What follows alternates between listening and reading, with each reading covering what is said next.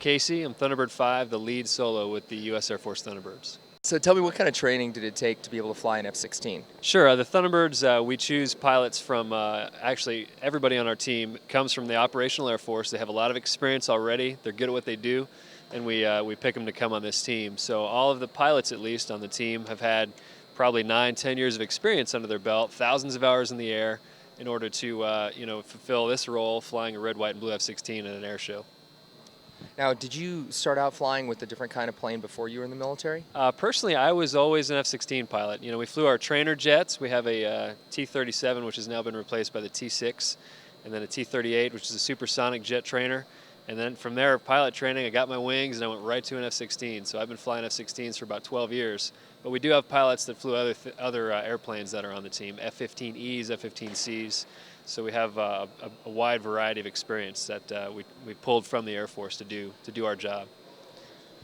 If you could share with us, as far as education, what you focused on, especially maybe in elementary school, going into middle school, high school, college, personally, and what advice you could give to young boys and girls who are younger, 4, 5, 6, 7, 8 in elementary school, as far as if they want to get into being a Thunderbird pilot. Sure, absolutely. And we do school visits almost every Friday in a community where we go do an air show. So what I like to tell the kids is, number one, listen to your mom and dad, honor your mother and father, and they usually have pretty sound advice for you. And then just to do well in school, and you don't have to necessarily focus. People think you need to be really good at math to be a pilot. If you want to do that, it's kind of the full spectrum. You don't necessarily have to be good at math or science or anything like that. It's just excelling and studying, doing well in school, setting that long-term goal. If it's something they want to do, like become a fighter pilot, they just have to say, all right, how can I do that? Well, I want to do well on my next test. And after that, I want to do well on my report card. And I want to get involved in sports. I want to do team things and learn how to work well with a team. And then before you know it, if you get in a good pattern of studying and working hard and doing the right thing, then ultimately you can achieve your long-term goal. Could you give us just a little summary of what you experience physically when you're flying? Right. How I like to describe it, if you like roller coasters, it's like riding the best, fastest, coolest roller coaster you've ever ridden times 100, and then you're driving. So it's that cool. And we experience negative G-forces, which means things will float like in space. So I can take a glove off, put it on my knee, and push forward on the stick, and my gloves start floating up in the air. It's a zero-G environment, no gravity. And then we experience positive Gs. So if I weigh less than 200 pounds, but to make the math easy, let's say I weigh 200 pounds, and I pull 9 times the force of gravity with this jet, all of a sudden my body weighs 1,800 pounds. It's as heavy as a car. So it's a really physically demanding, but a lot of fun, and it's a thrill. It's like flying a video game, only 100 times better. Would you say that staying in shape and being physically fit, possibly even eating properly, is that an important factor? Absolutely. Fitness is a huge priority, not only for the Thunderbirds, but for our Air Force in general. We call it fit to fight. We try to stay in good shape. We try to exercise, watch our diets. We actually have a doctor assigned to our team that his job is to keep us in shape, because, again, what we do is very physically demanding, and we want to be able to do well and excel and not be beat down at the end of a hard flight. Major Casey, I think you've got a little problem. Looks like somebody stitched this number 5 upside down. Oh, yeah, it's upside down. That's actually a long-standing team tradition with the Thunderbirds that the lead solo always wears the number 5 upside down. And the reason why is because I spend most of my time when I go by the crowd, what we call show center, I'm upside down, flying inverted. Sometimes I've got another airplane right next to me, flying right side up. Sometimes it's just me going by upside down. But it's just it's a thrill and a privilege that I get to do that and carry on the number 5 tradition. Now, how long can you fly upside down before? Because I know you go upside down on the swing set, you start to feel a little lightheaded. How long can you go upside down before you really need to roll over? Well, for my body, I could fly upside down all day. It took a little bit of getting used to. It was a little funny at first, but I've adapted to it, and now it's kind of like flying right side up. The jet, however, can only fly upside down for about 30 seconds. And then you start to have, fuel issues and oil system issues, things like that. So we don't even get close to that limit. So we're upside down at any one time for probably about 20 seconds max. When we see the Thunderbirds perform, of course, we see you flying up there, and I don't know anybody who wouldn't love that opportunity. But there's more to it than just jumping in the cockpit and flying a plane really fast, right? Absolutely. the flying is the payoff for our job. But in order to do an air show, we practice and practice and practice. So we have to, like I said before, study hard in pilot training. There's a lot of academics. We have to learn all the systems in the jet.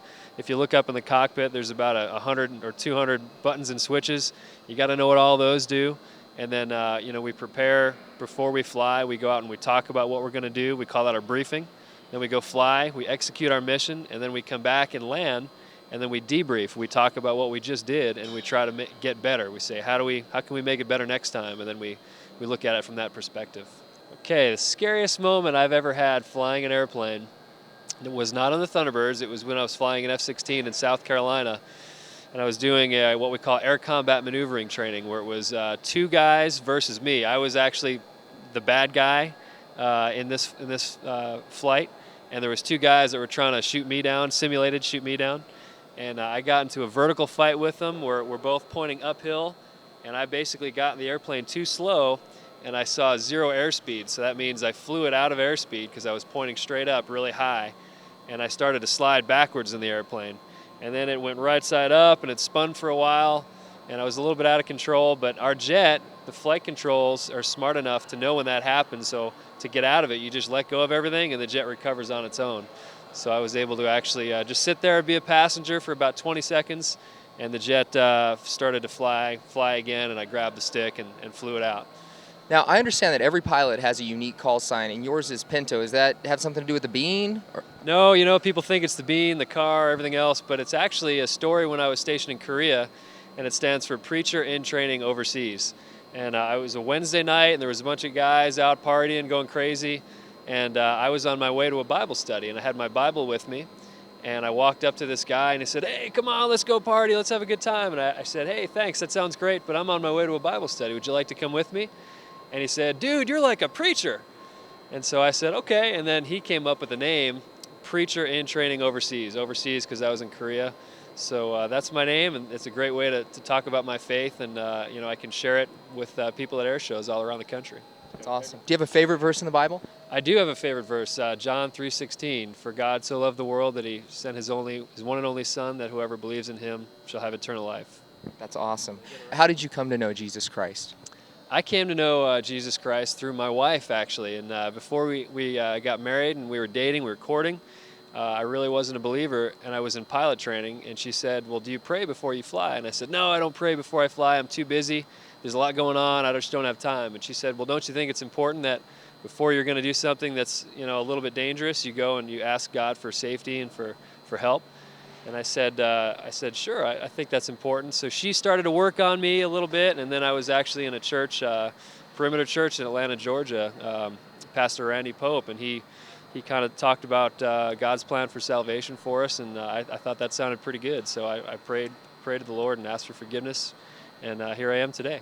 Major Casey, thank you so much for taking the time to be with us today. Hey, this is Major Ed Casey, number 5 with the Thunderbirds. Thanks for watching us today on Bibleman.